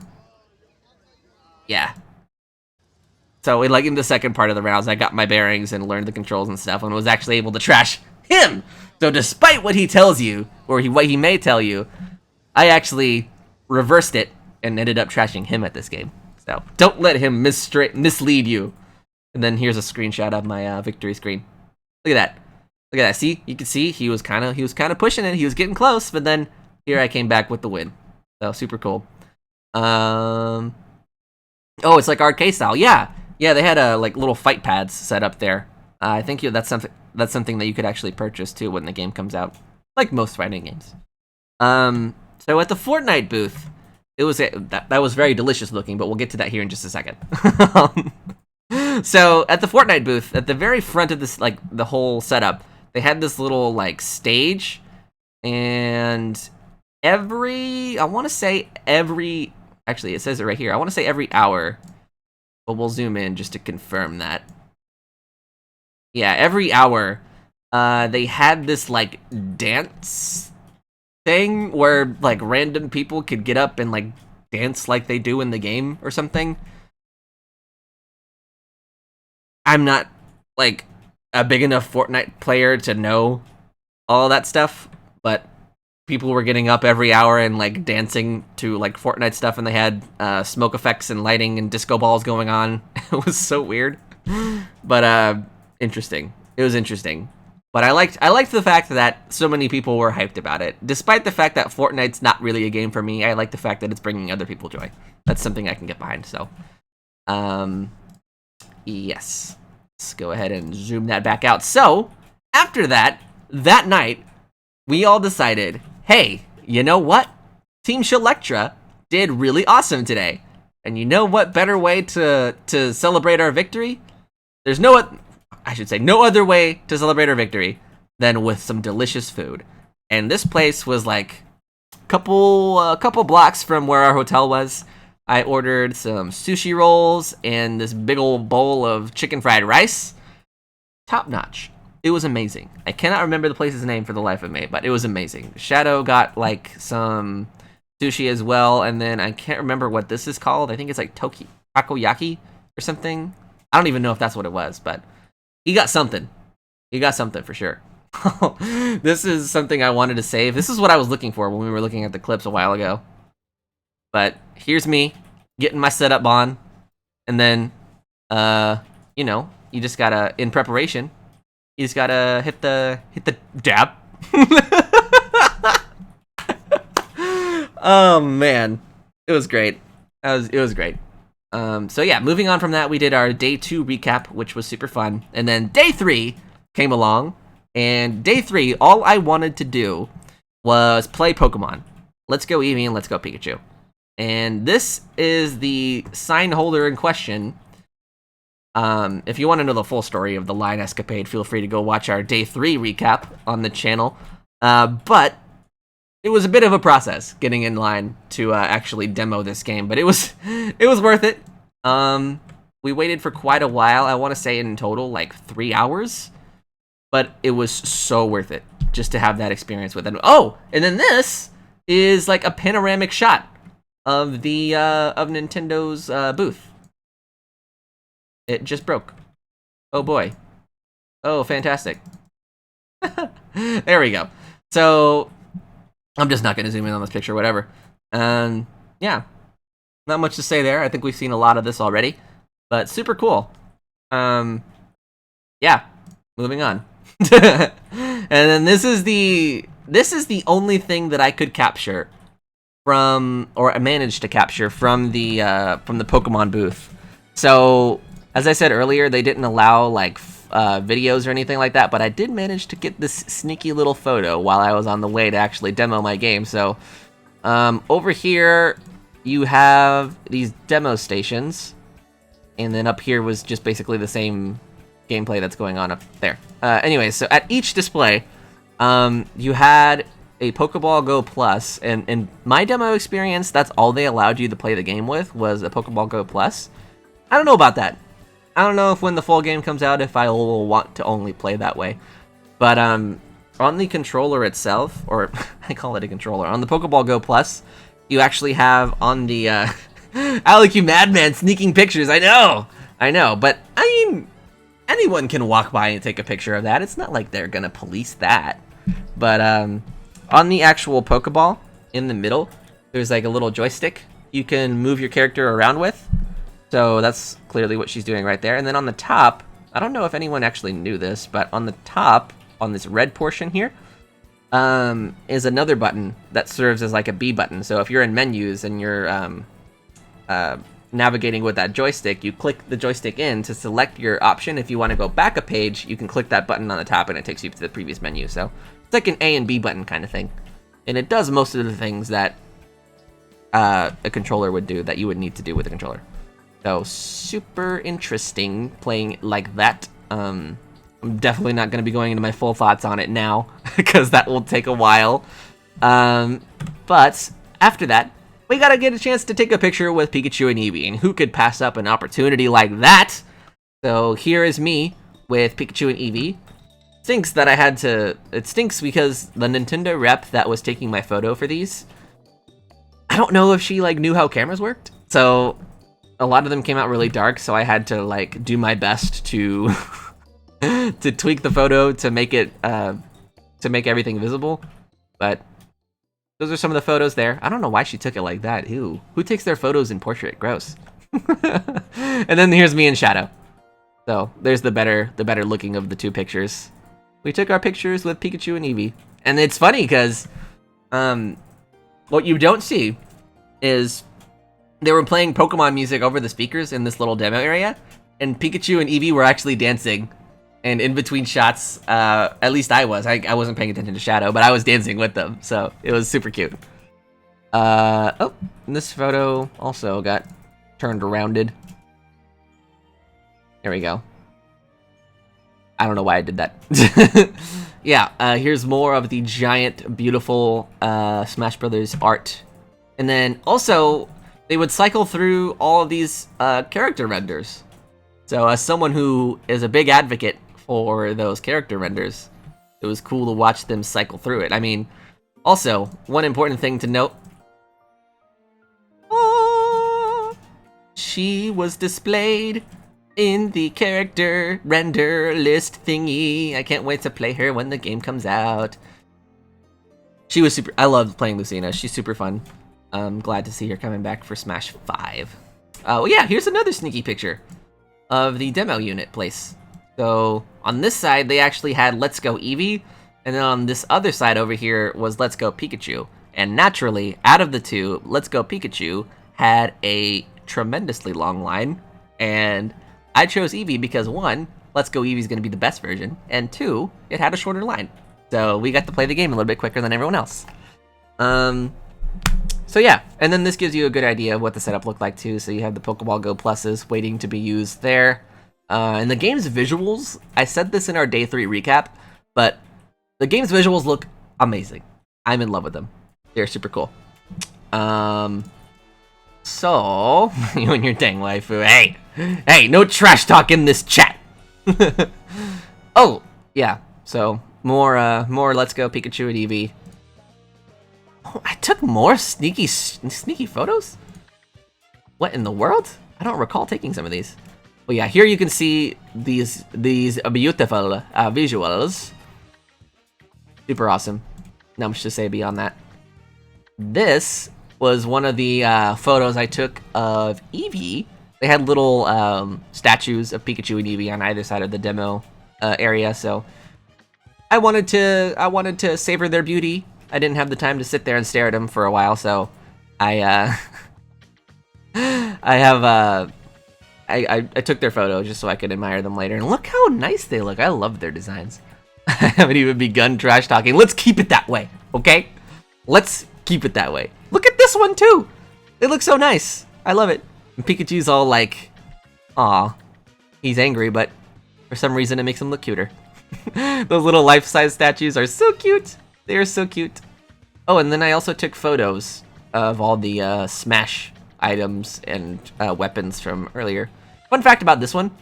This prop for Marth's Falchion has actually been around since the 25th anniversary orchestra concert for Fire Emblem. So I want to say that was a couple years ago. So at least, I think 4 years that prop has been around, and they're using it. They used it again for the convention. Or the E3. The E3? What am I saying? It's getting late. More shots of the weapons, more shots of the items. Super awesome. I cannot wait to get my hands on this game. Here's a better shot of the Monado as well. It was super cool. On the inside, there's actually some transparent glass. Or whatever material that was. I couldn't tell behind the setup. And then here is a huge panoramic shot of the Nintendo booth. So, yeah, and I think that's actually getting close to the end here. Oh, I want to touch the home run sandbag. It was not made of a sandbag. It was like totally a statue. This was the setup for the Resident Evil 2 remake that's coming. I don't remember when that's actually coming out. I think it's later this year, I want to say. But they had this whole Raccoon Police Department place set up, and you actually go inside the police department to play the game. Super cool. Capcom always has really nice demo stations for their games. And then more giant posters scattered around the event area. They also had this, like, I think it was Puma. Yeah, Puma and Sonic came out with like this shoe line or something, and you could pose in the Green Hill Zone there with your shoes. More posters. Last of Us Part 2. Death Stranding. Oh yeah, Death Stranding. I love how they put out these set pieces. I know.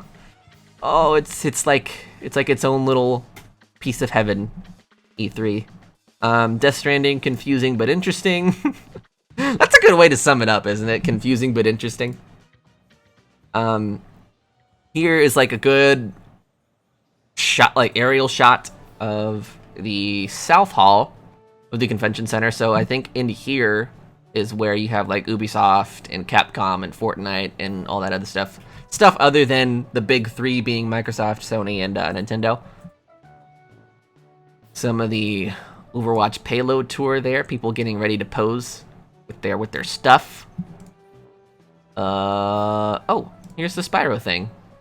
This is a better shot of it. So there was like this really cool. What would you even call that? I don't know. Spyro was like flying across these fan blades. Really cool. This was in the Bethesda booth as well. This is Doom Eternal. They had this giant statue of one of the demons from the game. And then this was the Fallout 70 Oh. My Photos application just crashed on me. Where did we leave off? Actually, we're pretty close to the end of this photo album here. Alright, so that is really loud. Calm yourself! There we go. So this is, sorry about that. This is the Fallout 76 setup here. Super cool. The whole premise was like you're supposed to be a vault dweller going through Reclamation Day. So they're like preparing you to go to the surface. And where's the play button? There it is. That dang statue though, I know, right? And then this is me walking around the show floor here. You got Ubisoft showing off some games there. This setup was really cool. I'll rewind it a little bit. There you go. So here, there was like a little spot where you could take a picture with Mega Man over there. Mega Man and Rockman, I want to say. I don't know. I'm not too familiar with the Mega Man series. And then here was like a nice little Mega Man Legacy setup. So you had all these demo stations to play various Mega Man games. And on the top, you had this timeline of every single Mega Man game, I think, that's ever been made. So that's pretty cool. Monster Hunter Generations had a nice little setup there for their new game. Bunch of little glass cases filled with figurines and stuff. Here's the Fortnite booth. They had a pretty large presence there, larger than I was expecting, to be honest. But yeah, that was okay, I guess. Here's more of the Raccoon City Police Department setup. So people were taking pictures of zombies on top of the police car. And they did have actors that were playing as zombies. So pretty cool. There's more of that. This is the stage that we played on for the Overwatch tournament, which you can see is now doing like Fortnite or something. Yeah, so more of that. This was Square Enix's booth. So here they had Dragon Quest 11 playable demos for that. And then in this part, there was a place to play Final Fantasy 14, like the online game. It was funny. They had a cherry blossom tree in the middle of the demo area, and then like a few little statues there. I'm a big sucker for statues in games and stuff.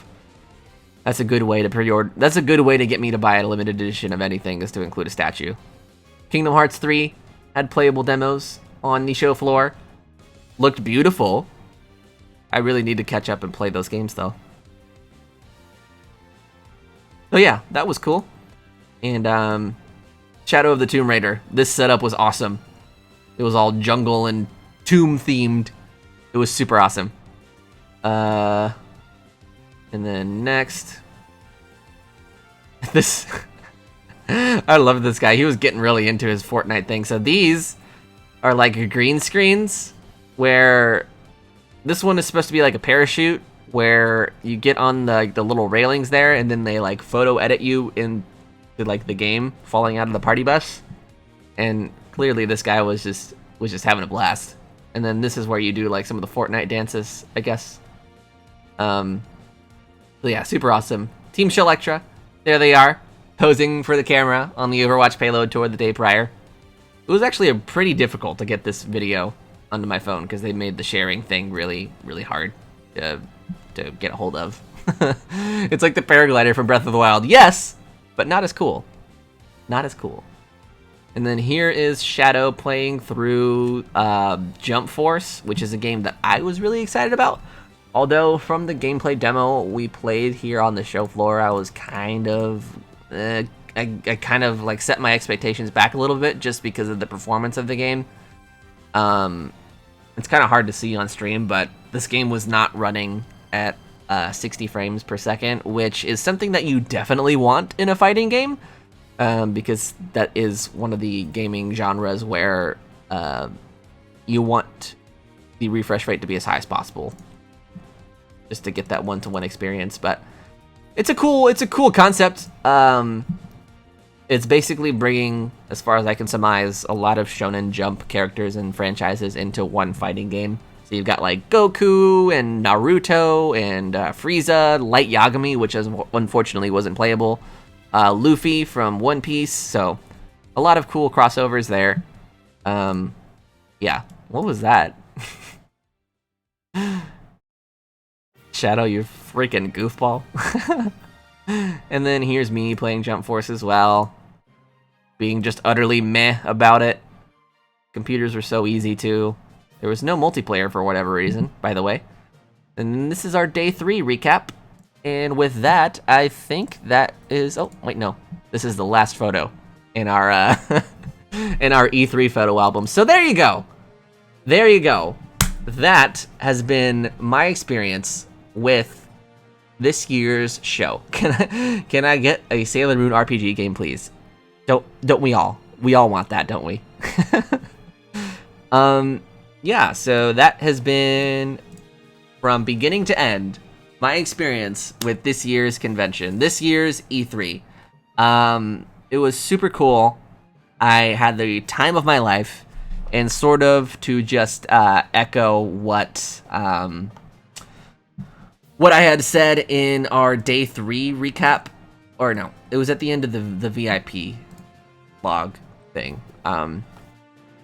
Super thankful to Nintendo for hosting us this year. Super awesome event. I could not be more grateful for it. Huge thank you also to everyone who has ever supported me or said anything nice, or really just showed any sort of love to me for the channel. I really don't think that I would be able to say that I've done all these things without that. So huge thank you to everyone watching this live, watching this archived, or have watched me in any capacity. Thank you so much. I could not be more grateful because I had an amazing time, and I don't think I would have been able to... I'm losing my words, but I don't think I would have been able to have said I've been able to do all these things and without you guys' support. I'm sorry. I'm so sorry. I'm like fudging this up. It's so late. I'm losing the ability to speak coherently, but thank you. To sum it up, thank you so much, everyone, for all of your love and all of the amazing things that you enabled me to do over the past couple years that this channel has been a thing. So thank you guys. I love and appreciate every single one of you. And with that said, I think let the emotions flow. It's hard. It's hard. Ugh, boy. But with all that said, I think that brings us to the end of our stream today. I was not anticipating this stream and all those stories and factoids to go on for as long as we have been. I was expecting like an hour max, but here we are at 2 hours. So yeah, what an event. What an event. E3 2018 is going to be one for the books. And yeah, I love you guys. Thank you so much for being as supportive as you have been over my time, over this journey that we've come together on so far. And I hope that the stuff that I make and post for you guys gives you at least a fraction of the amount of happiness that you guys make me feel. So, with that said, before I start getting emotional, I mentioned earlier that I might, depending on the word I've received by the end of the stream, I might be able to make some sort of an announcement related to Nintendo. So here we are. I think I am able to confirm that in the near future, I am going to be able to be hosting a giveaway for drum roll, please. I don't think I have any drums, so we'll just. In the near future, you will likely see a giveaway being started for Splatoon 2, more specifically the Octo expansion for Splatoon 2. I've been in talks with some of my friends over at Nintendo to kind of get something put together for you guys, just to kind of show my appreciation, because like this E3, this event has really put into perspective how much I just like need. I'm trying to find stuff to do other than post more regularly for you guys to like show my appreciation for you. Words are coming out of my mouth, but yeah. So Splatoon 2, the Octo expansion, released relatively recently, and we should, like the next week or so, be hosting a giveaway for that particular DLC. So if you or anybody you know owns Splatoon 2 and is interested in the Octo expansion, I don't think that anyone that owns Splatoon 2 should not be interested in that expansion, because it looks really, really cool. But look for that over the course of the next week. I'm still in the process of getting that all set up and like logistically figuring it out, because I've never done a giveaway before. I want to start doing that for you guys, and I am so 100% dedicated to figuring it out. So look for that over the course of the next week. Splatoon 2 Octo expansion. It's gonna be super awesome. But anyways, nice. Yes, I know. I think that's it. I think we've literally talked about every single thing that I could possibly think of related to what's been going on recently. So, I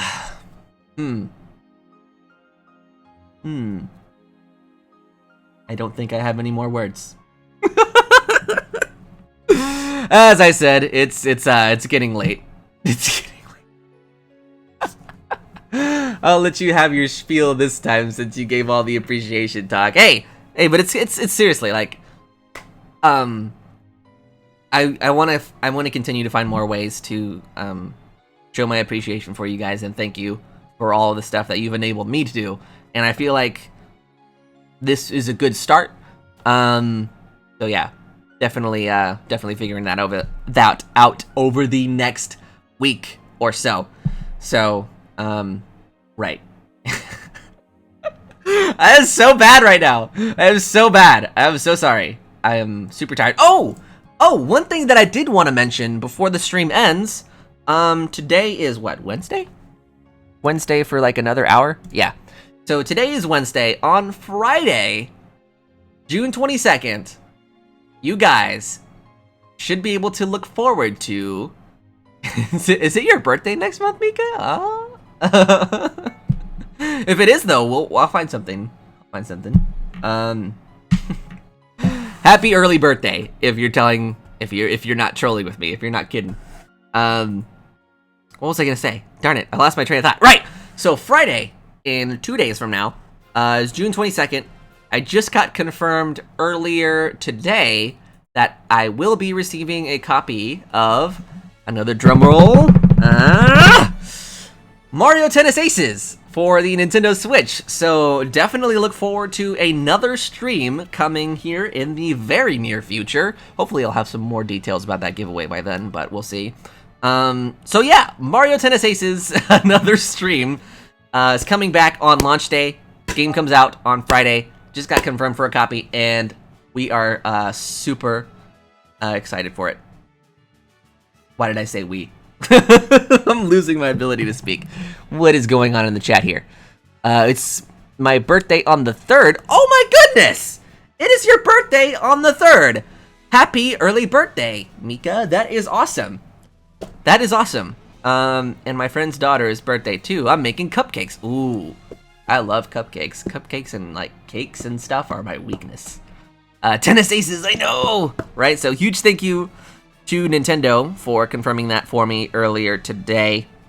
And I'm super excited to stream that again because the last stream was so hype.